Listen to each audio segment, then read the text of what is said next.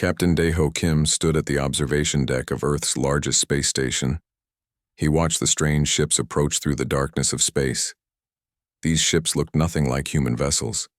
They were long and curved, with strange lights that pulsed like a heartbeat. Some looked like giant insects, others like flowing water frozen in metal. The communication system crackled to life. "Captain Kim, this is Control. The alien fleet is requesting permission to dock. They say they come in peace and need to speak with our leaders urgently." Daeho frowned. In his 20 years of service, he had never seen so many different alien ships together. Usually, each species kept to themselves. Something big was happening. "Permission granted," he replied.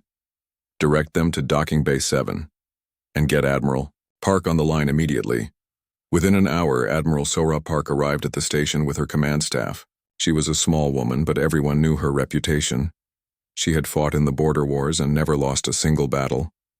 Her sharp eyes missed nothing. "What do we know about them?" she asked Daeho as they walked toward the meeting hall.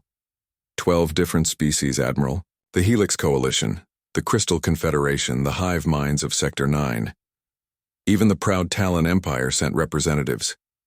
This is the biggest gathering of alien powers we've ever seen. Admiral Park stopped walking. "All of them? Together? They hate each other more than they dislike us humans. Something terrible must have happened." The meeting hall was designed for diplomatic meetings, but it had never hosted so many different life forms. The air recyclers worked overtime to handle the various breathing requirements. Some aliens wore protective suits, others breathed the station's air without problems. At the center of the group stood Ambassador Veltar of the Helix Coalition. His insect-like body was covered in golden armor that had seen better days. His forearms gestured nervously, and his compound eyes reflected the room's lights like broken mirrors. This was a being that once commanded respect across 1,000 worlds. Dr. Minho Choi, Earth's leading expert on alien biology, whispered to Admiral Park, "I've studied the Helix Coalition for years. They're incredibly proud. For their ambassador, to come here personally means they're desperate." Ambassador Veltar stepped forward. When he spoke, his voice came through a translation device that made him sound almost human. But the fear in his tone was unmistakable. "Honored humans," he began, and several other aliens shifted uncomfortably at the word honored. "We come before you not as the powerful Galactic Council we once were. We come as survivors seeking help." Admiral Park kept her face neutral. "What kind of help, Ambassador?" Veltar's mandibles clicked nervously. 3 months ago, something awakened in the dead zones. We call it the Void Swarm. It is an ancient plague of machines that devours everything in its path. Entire star systems have gone dark. Billions of lives have been lost. He activated a holographic projector. The images that appeared made even the hardened human officers step back in shock. Worlds stripped bare of all life, their surfaces crawling with mechanical creatures. Space filled with dark ships that looked more grown than built. Fleets of proud alien vessels being torn apart by swarms of smaller machines. "The swarm learns from every battle," continued another alien. This one from the Crystal Confederation. Her crystalline body sang with harmonics of despair. "Our weapons that worked once become useless the second time. Our tactical computers cannot predict their movements. They adapt faster than we can respond." A third alien, a massive creature, from the Talon Empire spoke next. His voice was deep and filled with shame. "We have lost 70% of our combined fleets. Our greatest warriors fall before these machines like grass before the scythe. Our worlds burn, and we cannot stop them." Captain Daeho exchanged glances with Admiral Park. The Talon Empire called themselves the greatest warriors in the galaxy. To hear them admit defeat was shocking. Dr. Minho stepped forward. "Can you tell us more about how they fight? What makes them so difficult to defeat?" Veltar clicked his mandibles again. "They do not fight like any life form we know. When we destroy one ship, 10 more appear. When we develop new weapons, they develop new defenses within hours. They turn our own technology against us. They are not just winning battles. They are making war itself impossible for us." "What exactly are you asking of humanity?" Admiral Park asked directly. The aliens looked at each other. Finally, Veltar spoke again. We offer you our greatest technologies, faster-than-light engines that can cross the galaxy in days, weapons that can crack moons, shield generators that can protect entire fleets, medical technology that can extend your lives by centuries. Admiral Park waited. There was clearly more. In return, Veltar continued, we ask for your help in slowing down the swarm's advance. We need time to evacuate our civilian populations to the outer rim of the galaxy. We need your ships to help us buy that time. Dr. Minho frowned. Something about this request bothered him. He had studied alien cultures for decades, and he noticed what they were not saying. They were not asking humans to help them win. They were asking humans to help them run away.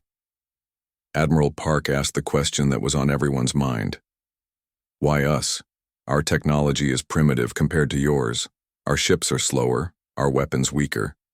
What makes you think we can do what your combined fleets could not?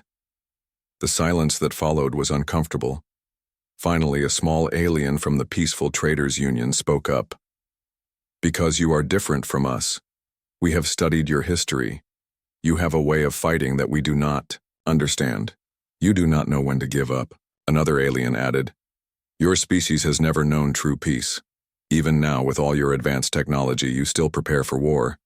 Your ships may be weaker, but you use them differently. You think differently. Veltar looked directly at Admiral Park. We are asking you to teach us something we have forgotten in our centuries of civilization. We are asking you to remember for us what it means to fight for survival. Admiral Park was quiet for a long moment. Then she asked, if we agree to help, what are your expectations? What do you want us to accomplish? Hold the line at the Nexus systems, Veltar replied quickly. Slow them down for 6 months. Give us time to move our populations to safety. That is all we ask. Dr. Minho noticed something in the way the aliens talked. They spoke of slowing down the enemy, of buying time, of survival. But they never spoke of victory. It was as if the concept had been forgotten. Admiral Park stood up. We need time to discuss this among ourselves. Can you give us 12 hours? Of course, Veltar said. But please understand, every day we delay, more worlds fall. More lives are lost. As the aliens filed out of the meeting room, Dr. Minho approached Admiral Park. Admiral, I think there's something important they're not telling us. What's that, Doctor? I don't think they're just losing battles. I think they've lost the ability to conceive of total victory. Look at their request. They don't want us to destroy the enemy. They want us to slow it down while they run away. That's not how humans think about threats. Admiral Park nodded slowly. You're right. When humans face an existential threat, we don't plan evacuation routes. We plan to eliminate the threat completely. She looked out at the alien ships through the observation window. These species have grown soft through centuries of diplomatic solutions and limited warfare. They've forgotten what total war looks like. Either Dr. Minho asked quietly, are we going to help them? Admiral Park smiled, but it was not a kind smile. Oh, we're going to help them, Doctor. We're going to help them more than they ever imagined possible. But I don't think they're going to like how we do it. Outside, the alien ships waited in formation, their crews hoping that humanity would save them. They had no idea that they had just awakened something that would change the galaxy forever. They thought they were asking for assistance. What they would get was something far more dangerous and far more complete. They would get human victory. President Jiwoo Han sat at the head of the emergency council table in the underground command center beneath Seoul. The room was filled with humanity's top military leaders, scientists, and strategic planners. The holographic display in the HFY center showed the galaxy with red zones marking where the void swarm had already struck. General Taijin Seo leaned forward, studying the tactical data the aliens had provided. Madam President, looking at these battle reports, I can see why they're losing. Every engagement follows the same pattern. They establish defensive positions, wait for the enemy to attack, then try to minimize losses while achieving limited objectives. President Han nodded. What would we do differently, General? Everything, Seo replied without hesitation. They fight like they're playing a game with rules. We would fight like our species depends on it. Colonel Hyun-Woo Lee stood up from his seat. He had been reviewing the alien intelligence reports for hours. Madam President, with respect, I think the aliens are asking for the wrong kind of help. They want us to slow down the swarm while they evacuate. But evacuation isn't a solution. It's just delaying the problem. Explain, the President said. Colonel Lee activated his own display. The Void Swarm isn't just conquering territory. According to this data, it's consuming resources and adapting technology from every species it defeats. The longer it exists, the stronger it becomes. Running away just gives it more time to grow more powerful. Commander Yoon-ji Moon, who had been quiet until now, spoke up. I've been analyzing their fleet movements and battle tactics. The aliens are trying to preserve their ships and minimize casualties. That's admirable, but it's also why they're losing. She stood and pointed to the holographic display. Look at this battle at the Kepler Nebula. The Talon Empire had numerical superiority and better positioning. But when they started taking losses, they pulled back to regroup. That gave the swarm time to adapt to their weapons and call in reinforcements. General Seo smiled grimly. In human military doctrine, we call that a tactical withdrawal, but sometimes the right move is to accept heavy losses to achieve a decisive victory. President Han was quiet for a moment. Then she asked, "Do we have enough information to make a decision?" "Not yet," replied Admiral Sora Park, who had returned from the space station. "We need more detailed intelligence about enemy capabilities, supply lines, and behavioral patterns. The aliens have given us reports about their defeats, but they haven't given us actionable intelligence." Colonel Lee agreed. "We need to know everything. How does the swarm reproduce?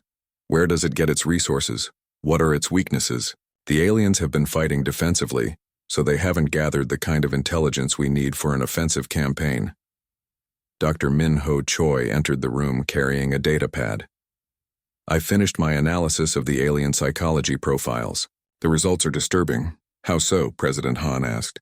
"These species have achieved peace through advanced civilization, but they've lost something essential in the process. They no longer understand the concept of total warfare.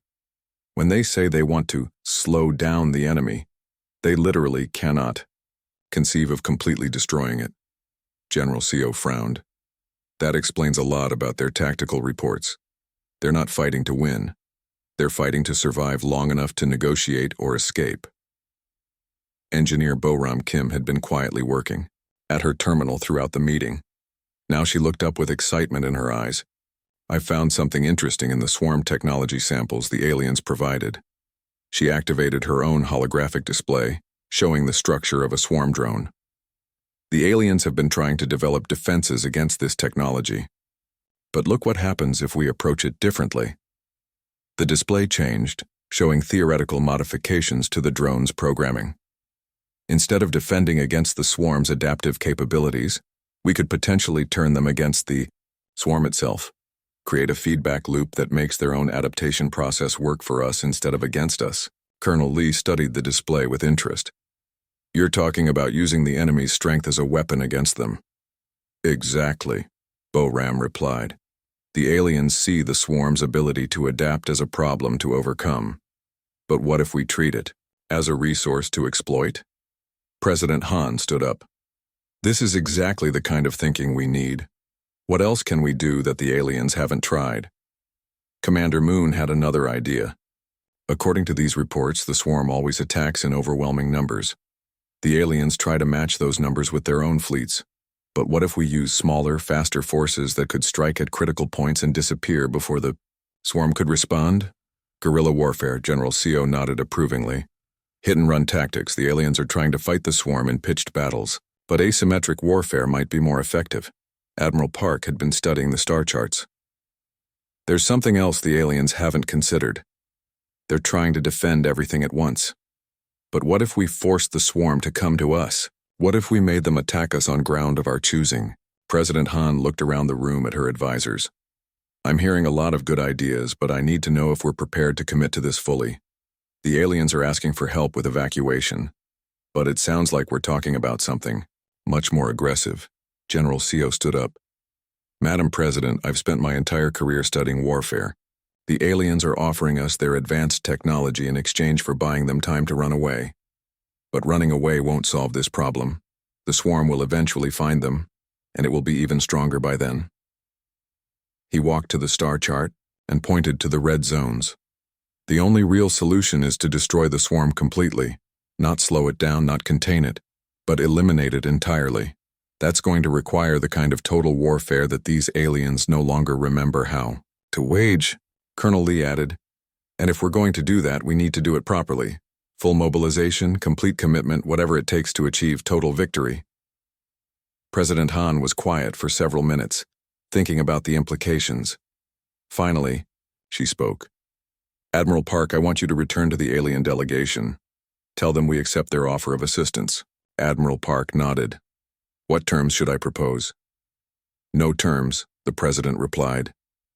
We'll take their technology and their intelligence, and we'll help them with their swarm problem. But we'll do it our way, not theirs. And if they object? To our methods? Admiral Park asked.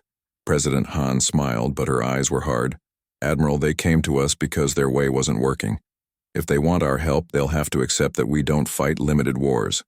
When humanity goes to war, we go to war to win. General Seo began issuing orders. I want every military installation on full alert.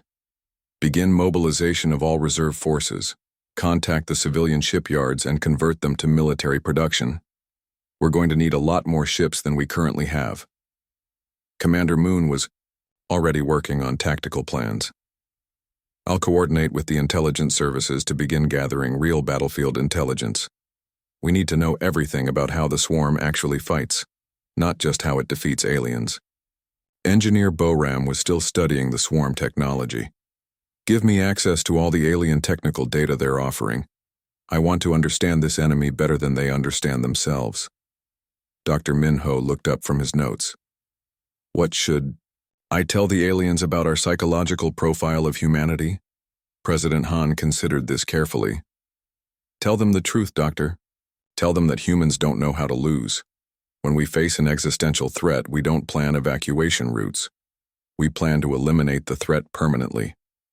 As the meeting ended and the various officials began implementing their orders, Admiral Park prepared to return to the space station. She had a message to deliver to the alien delegation, though she suspected they wouldn't fully understand it until much later. The aliens had come to humanity asking for help slowing down their enemy. What they were about to receive was something far more comprehensive and far more dangerous. They were about to discover what happened when a species that had never learned to accept defeat was given a problem to solve. The galaxy was about to learn why humans had never known true peace.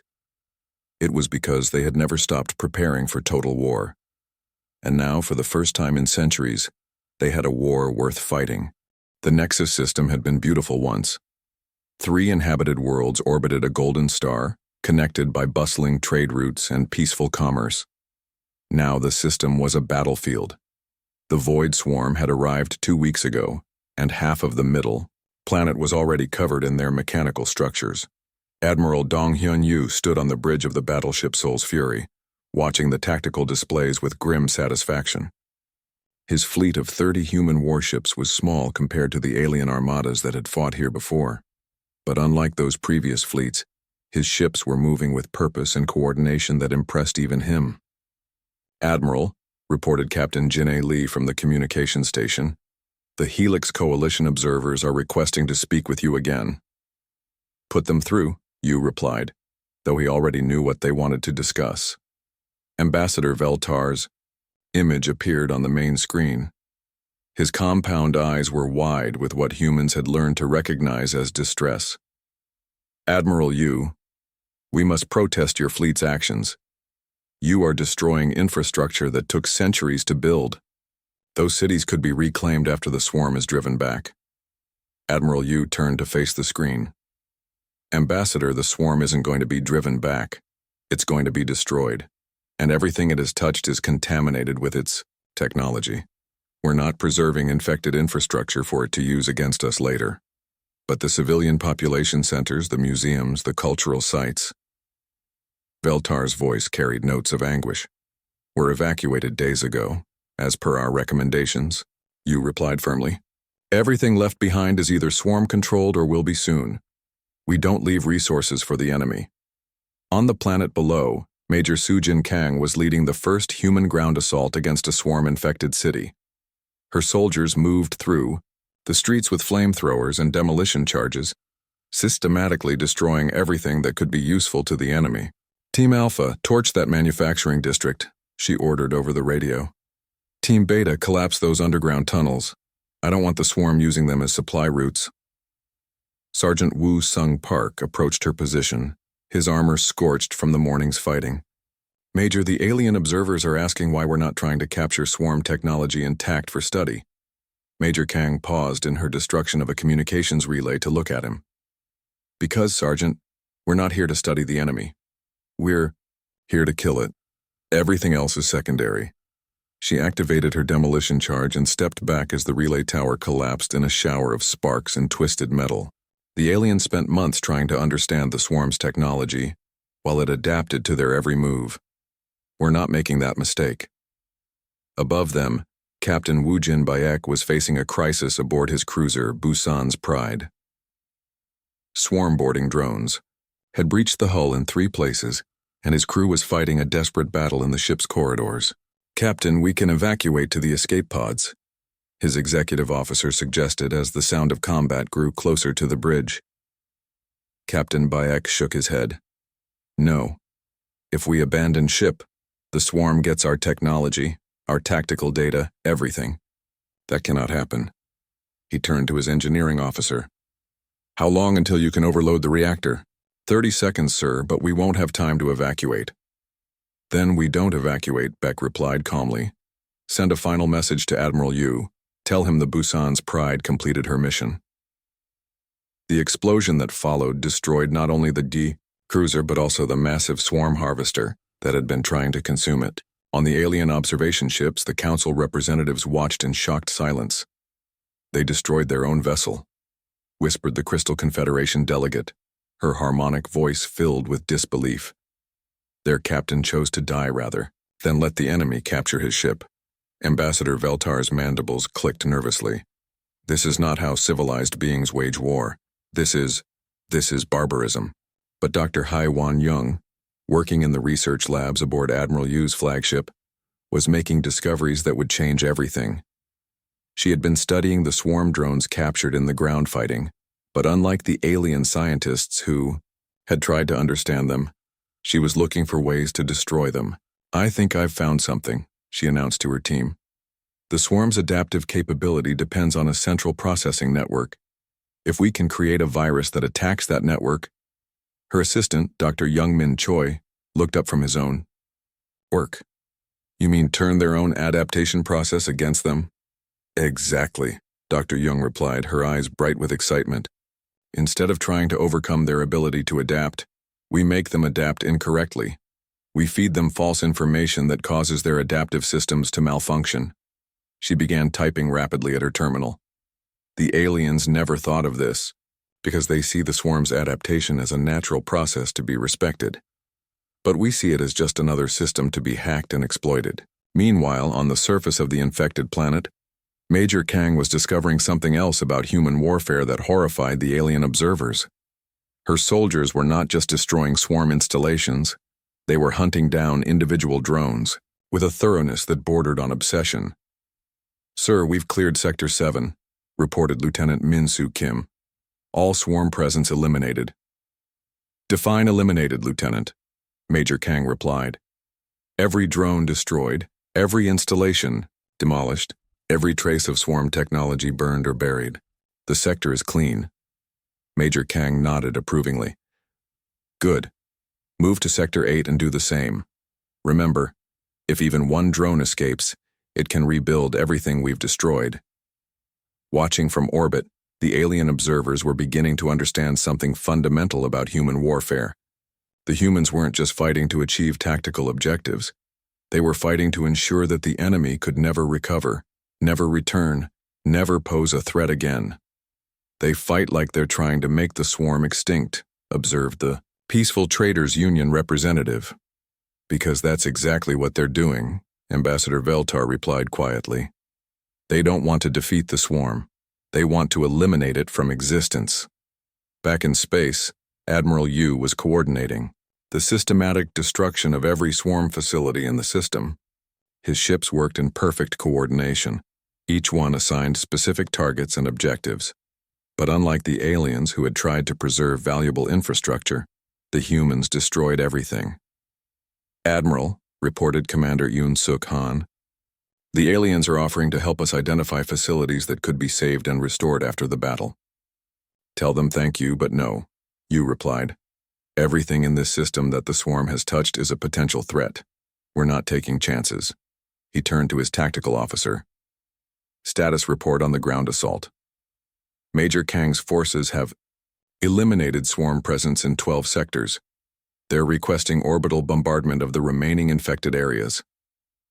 "Granted," Admiral Yu replied without hesitation. "Target all remaining swarm installations. Full destructive power." The alien observers watched in amazement as human warships opened fire on the planet below. Not with precision strikes designed to minimize damage, but with overwhelming firepower intended to leave nothing standing. "This is madness," whispered the Talon Empire representative. "They're destroying everything, not just the enemy." But Dr. Young was about to prove that human madness had method to it. Her virus program was ready for field testing, and Captain Jae Sung Shin's battleship Incheon's Hammer was in position to deploy it. "Launching viral payload now," reported the ship's weapons officer. The virus spread through the swarm network faster than their adaptive systems could respond. Within hours, entire formations of swarm ships began to malfunction, their adaptive capabilities turning against them as they received corrupted information about their environment. "It's working," Dr. Young announced triumphantly. "The swarm drones are adapting to false data. They're modifying themselves based on incorrect information, making them weaker instead of stronger." Admiral Yu watched the tactical display as swarm forces began to collapse across the entire system. "Excellent work, Doctor. How quickly can we mass-produce this weapon?" "Give me another week and I'll have enough viral warheads to equip every ship in the fleet." As the battle for the Nexus system drew to a close, the alien observers began to comprehend the true scope of what they had witnessed. The humans hadn't just defeated the swarm forces in the system. They had systematically eliminated every trace of swarm presence, destroyed every potentially useful resource, and developed weapons that turned the enemy's greatest strength into a fatal weakness. Ambassador Veltar sent a message back to the Galactic Council that would change everything. "The humans do not fight wars as we understand them. They fight to achieve total victory through total destruction of the enemy's ability to make war. They are more thorough, more ruthless, and more effective than anything we have ever encountered." "Are they winning?" came the reply from the Council. Veltar looked at the tactical displays showing the complete elimination of swarm forces from an entire star system in less than 3 weeks. The same system where combined alien fleets had fought for months without decisive results. "They are not winning," he replied. "They are demonstrating that victory was always possible. We simply did not know how to achieve it." General Kyung-soo stood before the massive tactical display in the war room aboard the command ship Gwangju's Vengeance.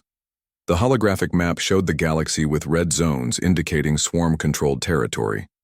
But for the first time in 2 months, those red zones were shrinking instead of growing. "Operation Devourer is proceeding ahead of schedule," reported Commander Yan-Woo Park, the head of intelligence operations. "Our prediction models are proving more accurate than the swarm's adaptive responses." General O nodded with satisfaction. "The aliens spent months reacting to swarm movements. We're making the swarm react to ours." The strategy was simple in concept but revolutionary in execution. Instead of defending territory and waiting for the swarm to attack, human forces were actively hunting swarm fleets across multiple star systems simultaneously.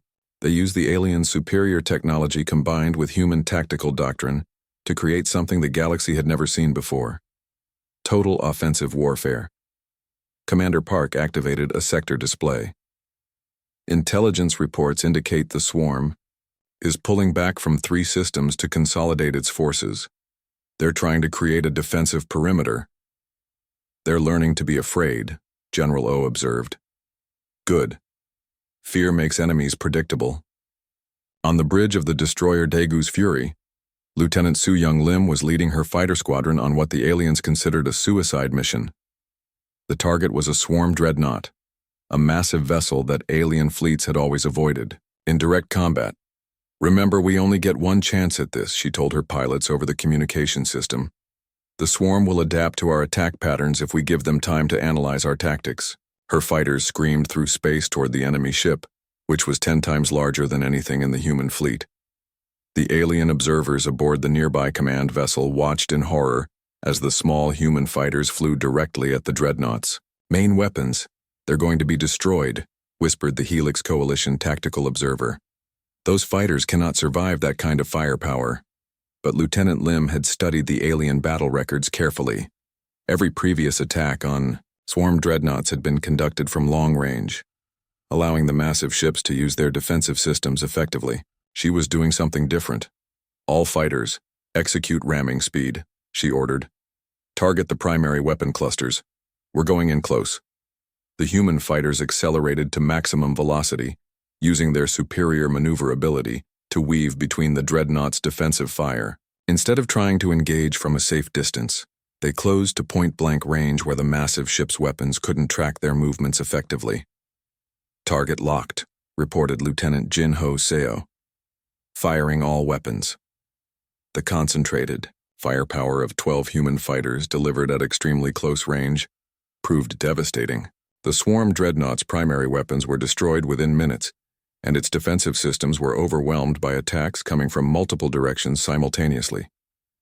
Lieutenant Lim's fighter took heavy damage from the enemy's desperate counterattack, but she managed to complete her mission. "Dreadnought neutralized," she reported as her damaged fighter limped back toward the human fleet. "Enemy vessel is dead in space." The alien observers were amazed. How did they succeed? Where our heavy cruisers failed? Commander Park, monitoring the battle from the command ship, smiled grimly. They accepted that some fighters would be lost in order to achieve the objective. The aliens always tried to minimize casualties, which meant they never committed enough, forced to guarantee victory. Captain Chang Min Hong was demonstrating the same principle with his destroyer squadron. Instead of the cautious, long-range engagements favored by alien fleets, his ships closed to knife-fighting distance with swarm vessels, accepting heavy damage in exchange for guaranteed kills. "All ships, full power to forward shields," Hong ordered as his squadron approached a formation of swarm cruisers. "We're going through them, not around them." His destroyers crashed through the swarm formation like a hammer through glass. The human ships took terrible punishment, but their concentrated firepower at close range destroyed the entire enemy formation in less than 10 minutes. "Captain," reported his weapons officer, "we've lost forward shields and taken hull damage on all vessels." "Casualties?" Hong asked. 30% of the squadron is combat ineffective." Captain Hong studied the tactical display. The swarm formation was completely destroyed, with no survivors to report back to the enemy command structure. "Acceptable losses for complete elimination of the target," he concluded. The alien observers were beginning to understand that humans calculated victory differently than any species they had encountered. Where aliens measured success by objectives achieved versus resources expended, humans measured success by the permanence of their victories. Dr. Heiwan Zheng's viral weapons were proving their worth across multiple battlefields. The research ship scientist's blade had become a mobile laboratory, producing new variants of the anti-swarm virus faster than the enemy could adapt to them. "The latest batch is ready for deployment," she reported to Admiral Mi-Young Cho, who commanded the Second Fleet. "This version targets their communication protocols instead of their adaptive systems." Admiral Cho studied the technical specifications. "What will it do to them?" "It will make their units unable to coordinate with each other. They'll still be dangerous individually, but they'll lose their collective intelligence advantage." "Deploy it immediately," Cho ordered. "And prepare the next variant. I want the swarm dealing with a new virus every week." Dr. Jung smiled. "Already working on it, Admiral. The beauty of this approach is that we're not trying to create a perfect weapon. We're creating an endless series of problems that force them to constantly adapt instead of developing offensive capabilities." The results were visible across the battlefields. Swarm formations that had operated with perfect coordination began, making tactical errors as their communication networks were disrupted by the viral attacks. Units that had previously adapted quickly to human tactics now took longer to respond to changing situations. But it was Admiral Cho herself who demonstrated the most fundamental difference between human and alien warfare. When the swarm attempted a strategic retreat from the Kepler Nebula, pulling back to consolidate their forces, every alien admiral in history would have considered the battle won. Admiral Cho considered it an opportunity. "The enemy is withdrawing," reported her tactical officer. "Should we secure the nebula and establish defensive positions?" "No," Cho replied firmly. "We pursue and destroy them while they're vulnerable. A retreating enemy is a defeated enemy, but only if you don't let them recover." Her fleet followed the swarm forces across 3 star systems, attacking them repeatedly during their withdrawal. What should have been an orderly strategic retreat became a running battle that lasted for weeks. "Admiral, the enemy is scattering," reported Captain Do-hyun Kim from the cruiser Pohang's Wrath. "They're breaking up into smaller groups." "Then we hunt them in smaller groups," Cho replied. "Divide the fleet into pursuit squadrons. I want every swarm ship tracked down and destroyed individually if necessary." The alien observers were horrified by this relentless pursuit. "This is not how civilized warfare is conducted," protested Ambassador Veltar. "There are conventions about allowing strategic withdrawals." Admiral Cho turned to face the alien representative. "Ambassador, with respect, your conventions are why you are losing this war. We don't recognize the swarm's right to retreat, regroup, and attack again. We recognize only their complete destruction." The pursuit continued for another 2 weeks. Human squadrons tracked down swarm vessels across dozens of systems, hunting them like wolves pursuing scattered prey. By the time the operation was complete, an entire swarm fleet had been eliminated not through a single decisive battle, but through systematic extermination of every individual unit. Commander Park compiled the intelligence reports from across all theaters of operation. The picture they painted was revolutionary. "General, the swarm is changing its behavior patterns.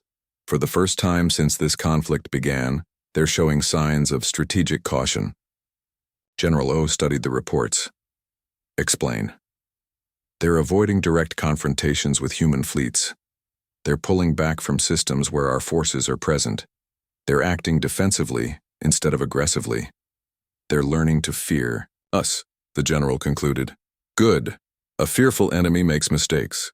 The psychological impact on the aliens was almost as significant as the military victories. Species that had considered themselves the galaxy's greatest warriors watched human forces achieve victories that had seemed impossible.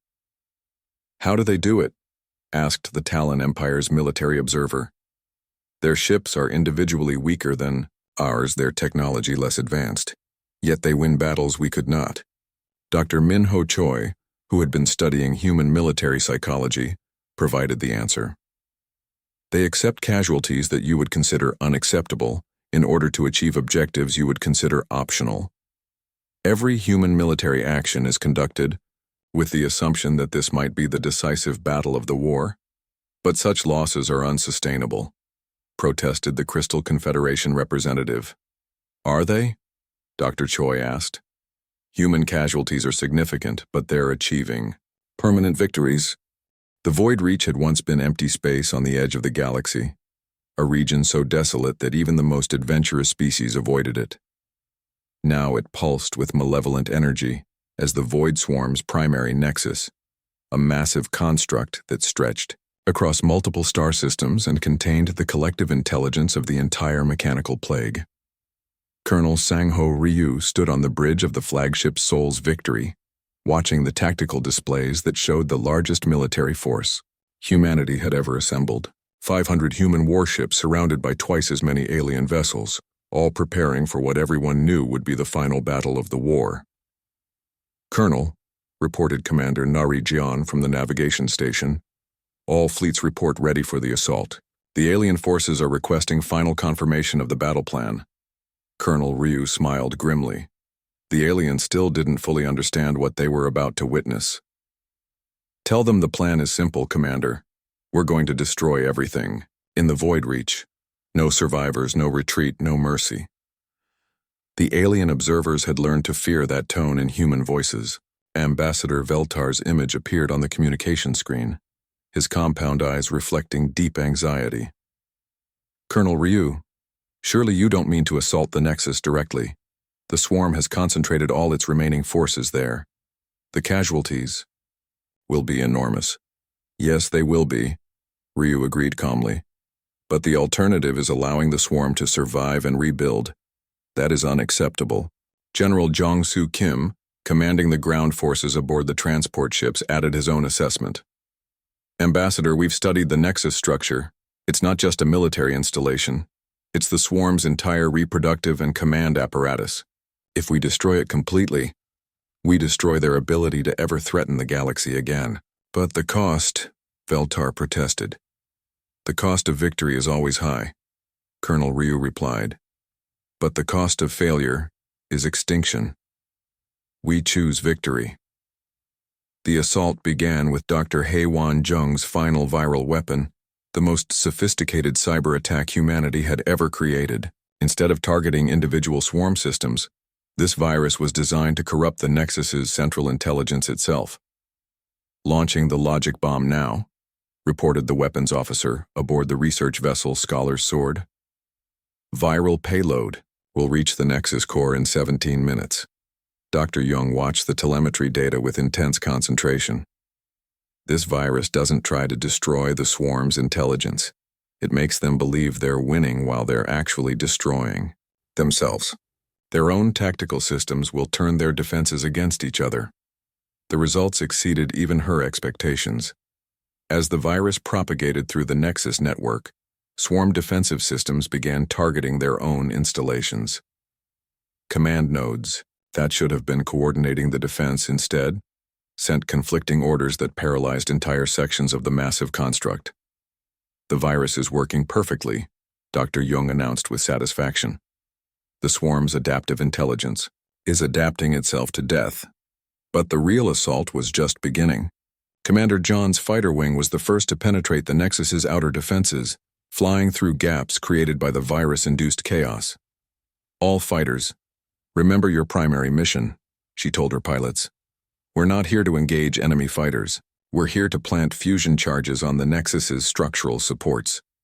Her fighters screamed through the mechanical maze of the swarm construct, dodging defensive fire from automated systems that couldn't distinguish between friend and foe due to the viral corruption.